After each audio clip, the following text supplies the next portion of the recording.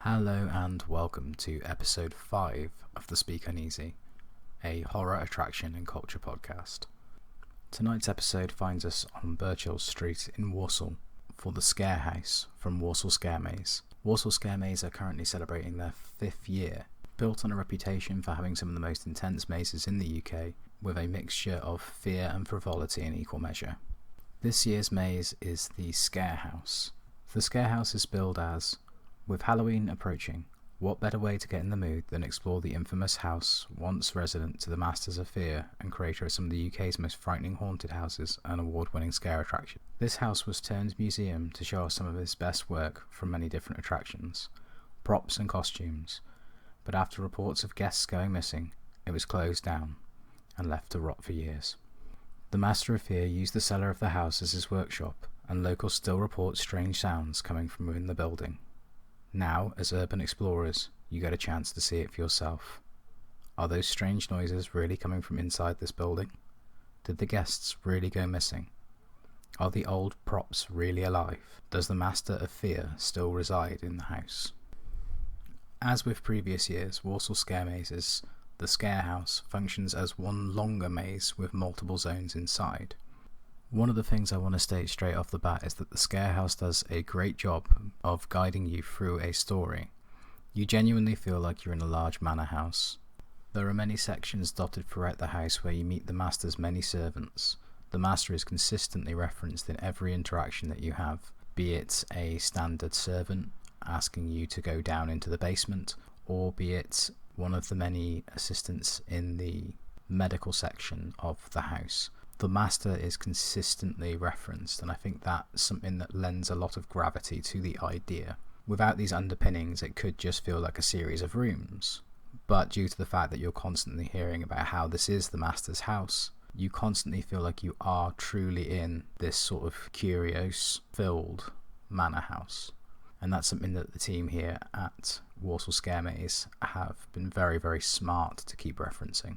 Of course, it's worth mentioning, before you actually get to go into the Scarehouse, you are asked politely to queue up. It's a standard part of all attractions. One of the things I wanted to briefly mention is the weird and wonderful mix of touchstones here at Walsall Scaremaze.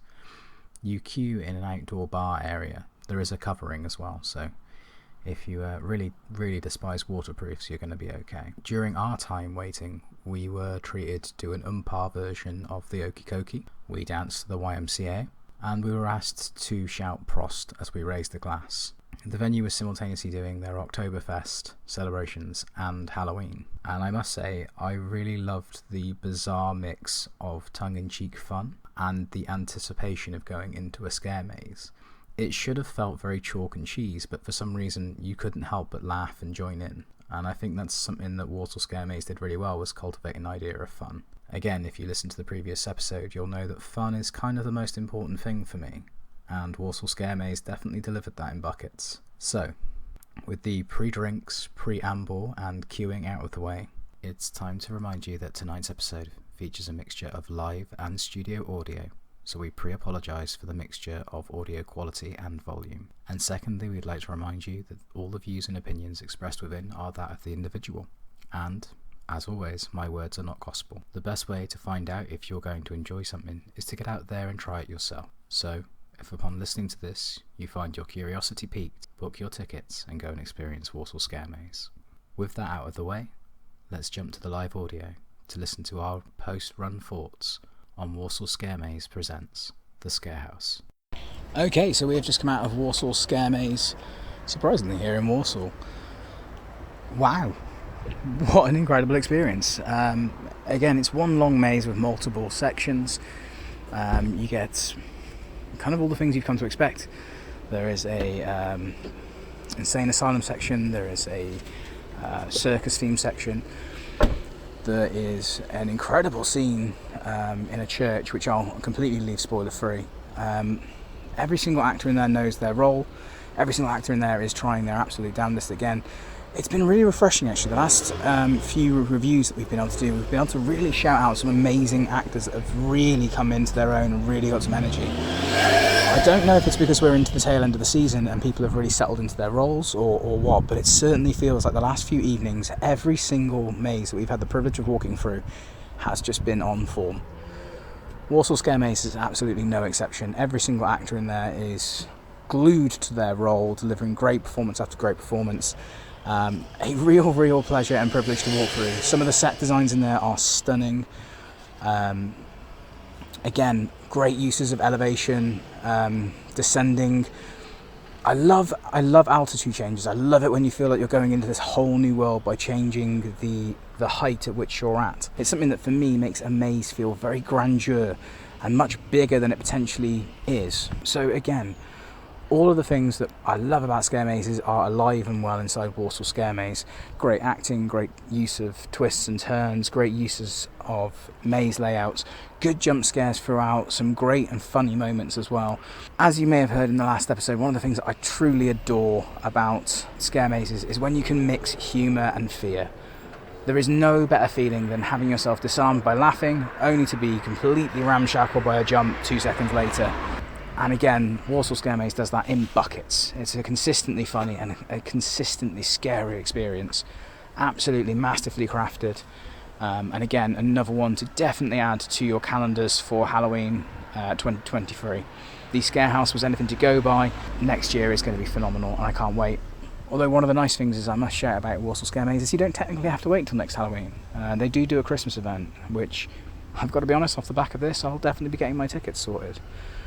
So thank you very much, Walsall Scaremaze, for a wonderful evening, mixed of a great scare maze, some interesting choices of entertainment, which honestly just had our sides tickled.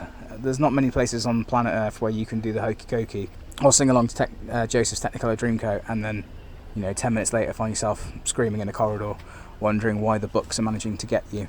Truly unique experience and a lot of fun. So thank you very much to Walsall Scaremaze, and we will be seeing you very, very soon. So as I stated before, Walsall Scaremaze is one long scare maze attraction.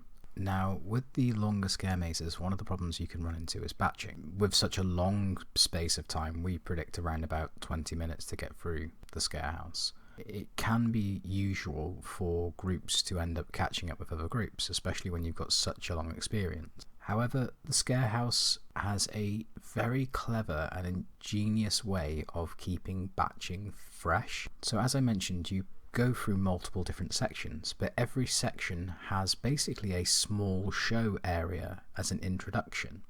This can simply be a character telling you what the area you're about to go into is, right the way through to a legitimate big top style gather round. All of these moments are designed to help keep that pace so that you don't have those batching issues later on in the maze.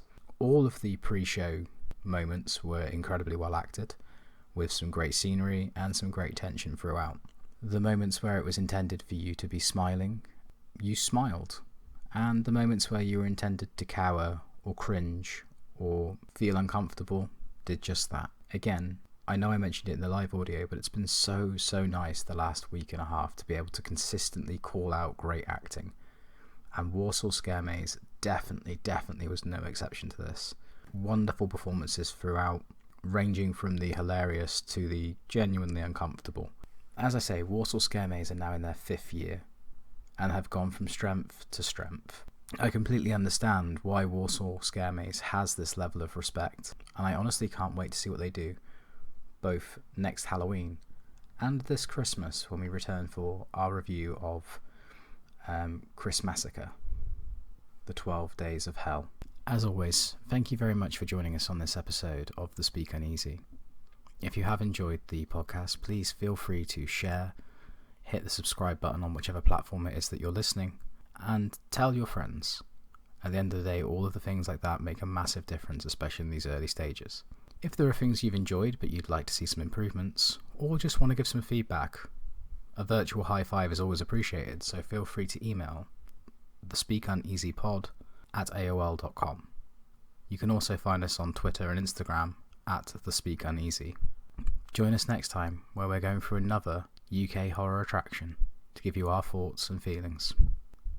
But most of all, as always, take care and stay scared.